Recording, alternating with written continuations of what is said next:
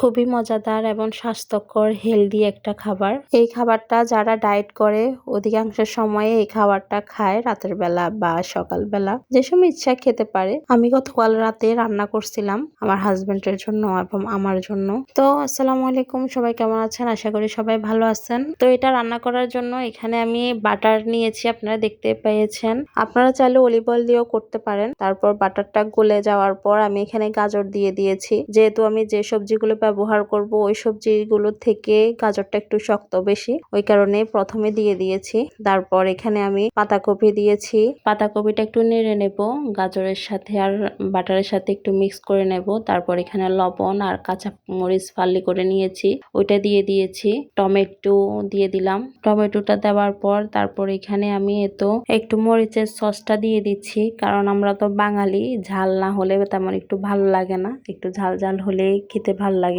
যেহেতু এগুলা এমনি সবজি, বেশি রান্না হবে না, তাই একটু মরিচের সসটাও দিয়ে দিলাম, দিয়ে মিশিয়ে নিচ্ছি। এখানে আবার একটু মাশরুম দিয়ে দিব। মাশরুমটা অবশ্য আমার ভালো লাগে না, আমার হাজবেন্ডের জন্যই দেওয়া। তারপর একটু বাদাম দিয়ে দিচ্ছি। বাদাম দিয়ে তার উপরে ডিম দিয়ে দিলাম, সিদ্ধ ডিমটা দিয়ে একটু লেবু চিপে দিলাম। তারপর ভালো করে মিক্স করে নেব। এখানে আমার একটা ভুল হয়েছে, ভুলটা হচ্ছে এই সবজিটা, এই খাবারটা হাই হিটে রান্না করতে হয়। আমি একটু লো হিটে রান্না করে ফেলছি, সমস্যা নাই, তবুও খেতে খারাপও লাগে নাই, তবে আমার কাছে তেমন একটা ভালো লাগে নাই। তবে আমার হাজবেন্ড বলতেছে যে ঠিক আছে, খারাপ না, খাওয়া যায়। এখানে আবার একটু গোলমরিচ ক্রাশটা দিলে ভালো লাগে। আমার কাছে গোলমরিচটা ছিল, তবে ক্রাশ করা ছিল না, ওই কারণে দিতে পারি নাই। তবে আপনারা একবার ট্রাই করে দেখবেন, এভাবে খারাপ লাগে না। তবে অবশ্যই হাই হিটে রান্না করবেন।